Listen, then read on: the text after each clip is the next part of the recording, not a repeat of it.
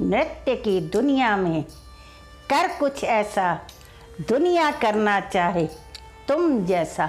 नमस्कार, मैं वंदना भार्गव आपका अपने इस संगीत वंदना यूट्यूब चैनल में स्वागत करती हूँ।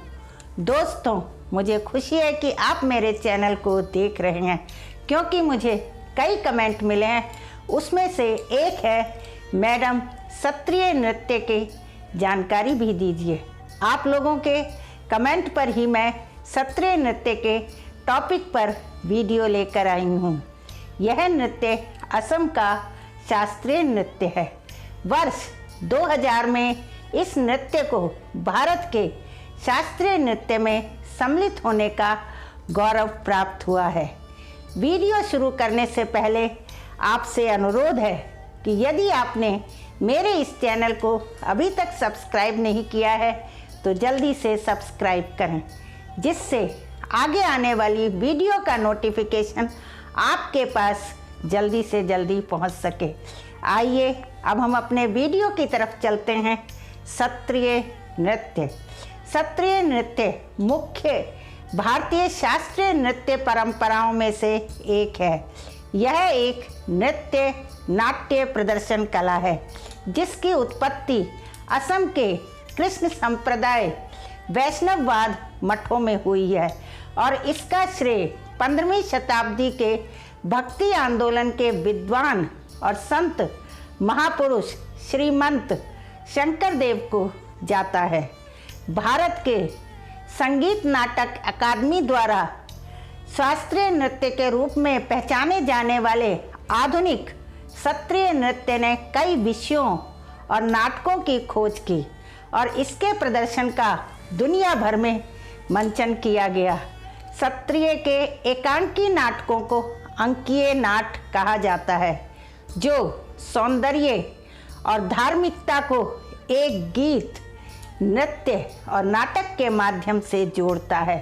वैष्णव भक्ति आंदोलन के रूप में शास्त्रीय नृत्य कला का विकास और अभ्यास भिक्षुओं द्वारा कृष्ण की किंवदंतियों और पौराणिक कथाओं के बारे में नृत्य नाटकों के रूप में किया गया था।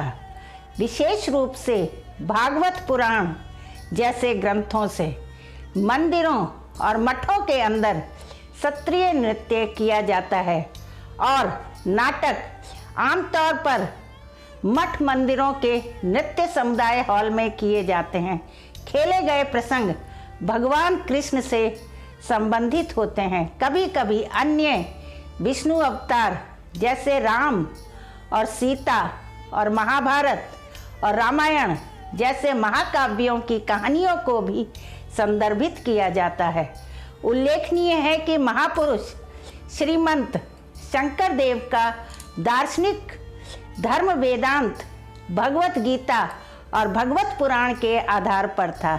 इसलिए शास्त्रीय नृत्य प्रस्तुतियों में राधा की उपस्थिति नहीं है। यह नृत्य किसी मूर्ति के सामने नहीं किया जाता है, बल्कि नृत्य हॉल के पूर्वी कोने में रखी हुई भागवत पुराण की एक प्रति के सामने किया जाता है। अब यह नृत्य पुरुषों के साथ साथ महिला नर्तकियों द्वारा भी किया जाता है।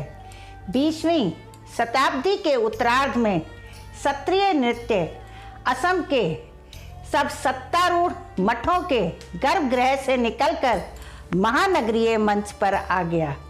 इस नृत्य की प्रदर्शन कला प्राचीन पाठ का वर्णन करती है। असम में नृत्य कला के इतिहास की प्राचीनता इस बात से पता चलती है कि गायन और संगीत की परंपराएं जो रामायण और महाभारत काल में थी, असमिया कोरस गायन में भी वैसी परंपरा है। पोशाक।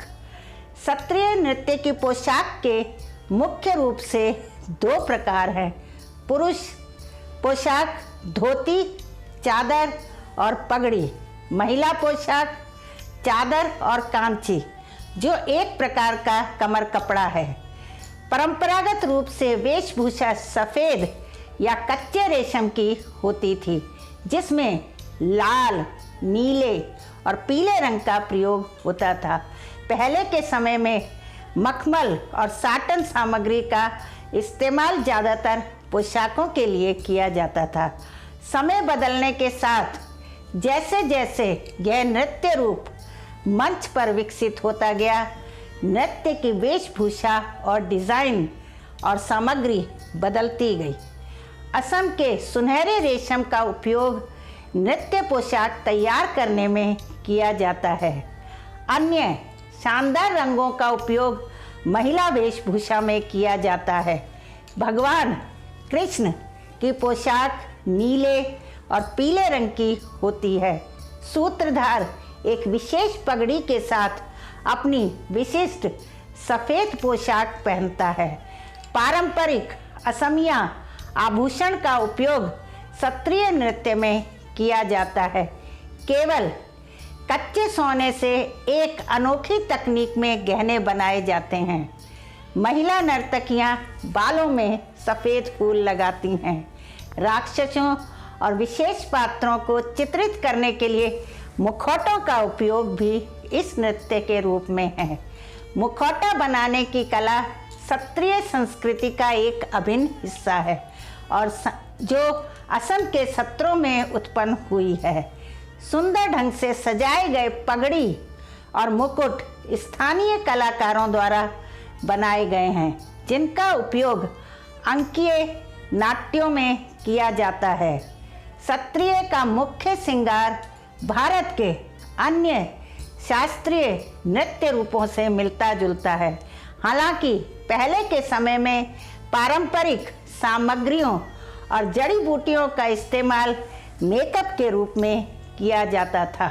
संगीत शास्त्रीय नृत्य संगीत मंडली की रचनाओं के साथ होता है, जिसे शंकर देव और उनके प्रमुख शिष्य श्री माधव देव द्वारा संगीतबद्ध किया जाता है, जो शास्त्रीय रागों पर आधारित है। यह नृत्य नाटक 16वीं शताब्दी के दौरान रचे गए थे। एक प्रमुख संगीत वाद्य यंत्र जो एक शास्त्रीय प्रदर्शन के साथ होता है। एक ढोल जो विशेष आकार का होता है, उंगलियों से बजाया जाता है। इसका निर्माण मिट्टी, लकड़ी, चमड़ा, चावल का आटा, लोहे का बुरादा, रस्सी की पट्टियों से होता है। ढोल के साथ विभिन्न प्रकार के ताल या झांझ, मंजीरा, भोरताल, बिहुताल, खुट्टिल और बांसुरी है। इसके अतिरिक्त वायलिन और हारमोनियम जैसे अन्य वाद्य यंत्र होते हैं। अब मैं अपने शब्दों को यहीं समाप्त करती हूँ। दोस्तों, यदि आपको नृत्य के बारे में इससे अधिक जानकारी चाहिए तो मैंने अपनी पुस्तकों का लिंक डिस्क्रिप्शन में दिया हुआ है। आपको पुस्तक लेनी हो तो दिए गए नंबर पर मुझसे संपर्क कर सकते हैं। आपके कमेंट का मुझे इंतज़ार रहेगा। अंत में, यदि आपको मेरा यह वीडियो पसंद आया हो तो लाइक और शेयर ज़रूर करें, और जिन्होंने मेरे चैनल को अभी तक सब्सक्राइब नहीं किया है वह सब्सक्राइब करना ना भूलें और बेल आइकन को प्रेस करें। धन्यवाद।